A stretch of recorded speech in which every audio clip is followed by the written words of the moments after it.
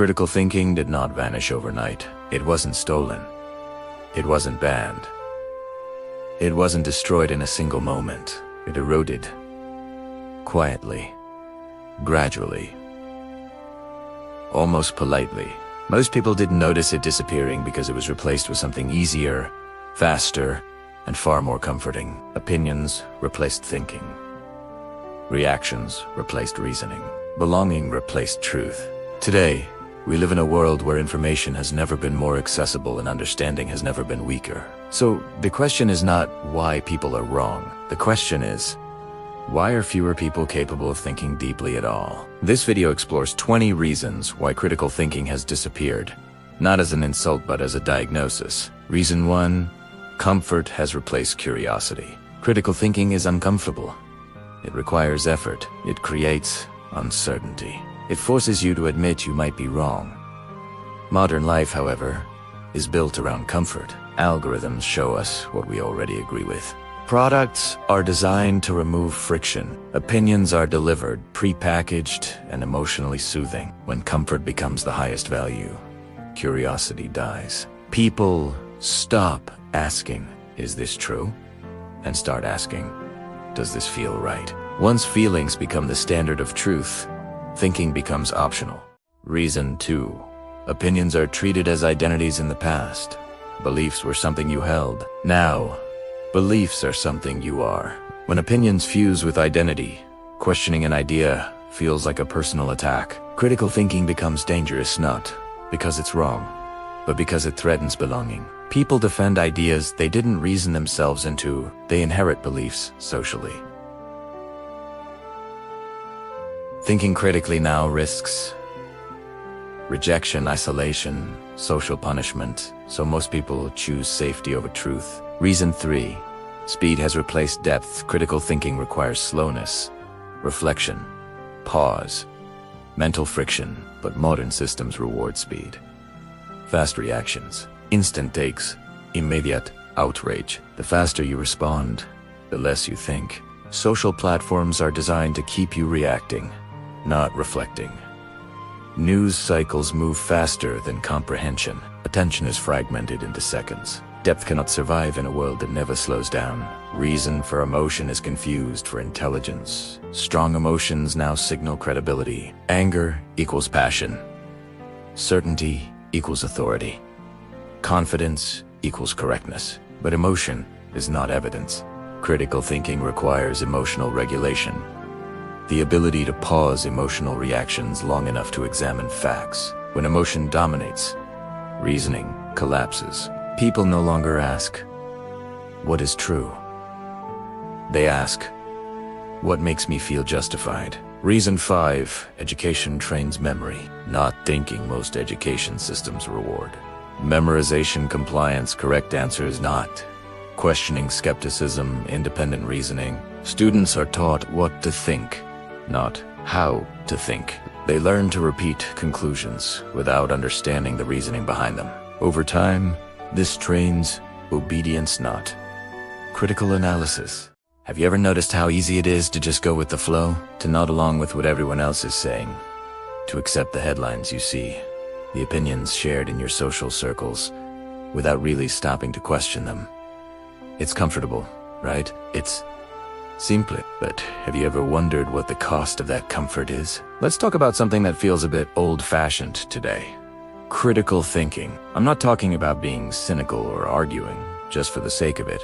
I'm talking about the genuine, deep-down effort to understand why you believe what you believe. It seems like critical thinking hasn't vanished entirely, but it's definitely become unpopular. It is like choosing to climb a mountain when there rests a perfectly good ski lift right next to it. Our world is designed for ease, for instant gratification. We want quick answers, simple solutions, and clear-cut good guys and bad guys. Thinking critically.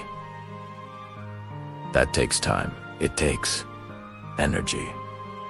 It's hard work.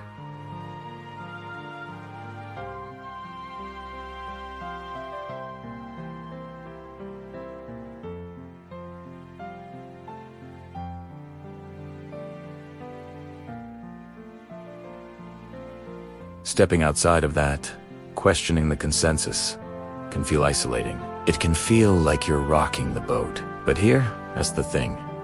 That boat might be heading somewhere you actually want to go.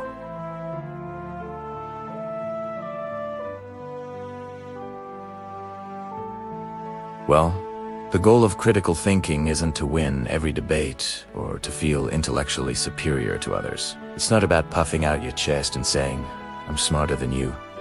The real purpose is much more personal and profound. It's about one thing: clarity.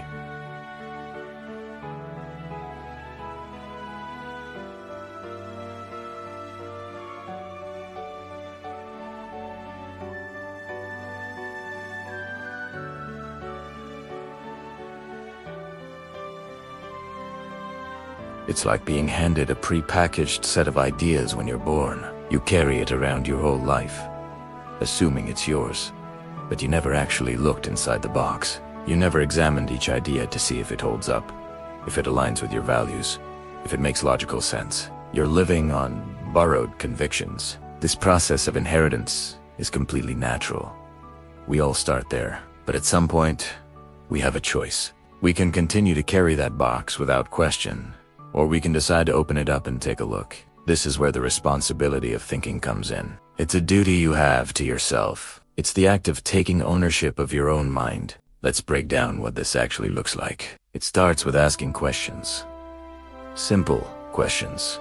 At first, when you hear a statement, especially a strong one, you can ask, what is the evidence for this?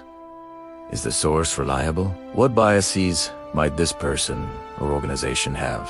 Are they trying to sell me something? An idea or a product? What are they not saying? Sometimes the most important information is in the gaps, in the silence. Then, you have to be willing to look at the other side. This is too. Our brains are wired to seek out information that confirms what we already believe. It's called confirmation bias, and it feels good. It's like a warm, cozy blanket of certainty. Actively seeking out opposing viewpoints feels uncomfortable. It might even feel threatening, but it's the only way to test the strength of your own beliefs. If your ideas can't withstand scrutiny from an opposing perspective, were they ever that strong to begin with? A belief that can't be questioned is not a belief. It's a dogma. This also means being honest with yourself about your own biases. We all have them. Our personal experiences, our emotions, our cultural background, they all shape the lens through which we see the world.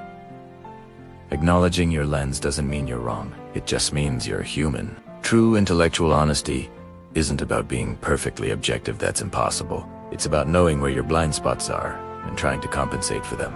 It's saying, I might lean this way because of my background, so I need to make an extra effort to understand the other side. Imagine you're building a house. Your beliefs are the foundation.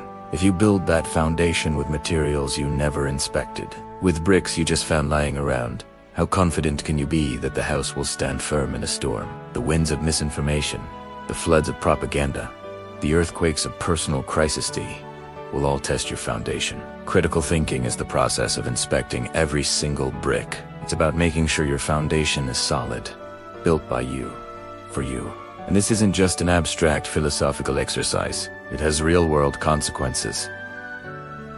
Every single day, the decisions you make about your health, your finances, your relationships, and who you vote for, they're all downstream from your beliefs. If your beliefs are unexamined, your life is, in a sense, on autopilot. You're not the one at the controls.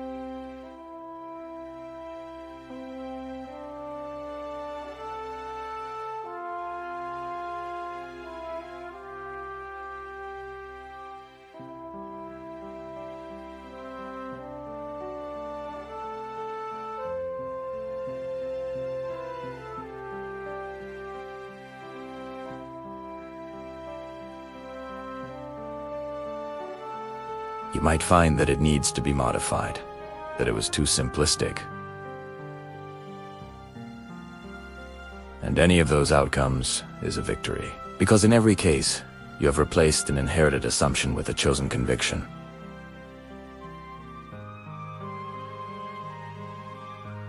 Thinking is a responsibility. It's a responsibility to ourselves, to live an authentic and conscious life.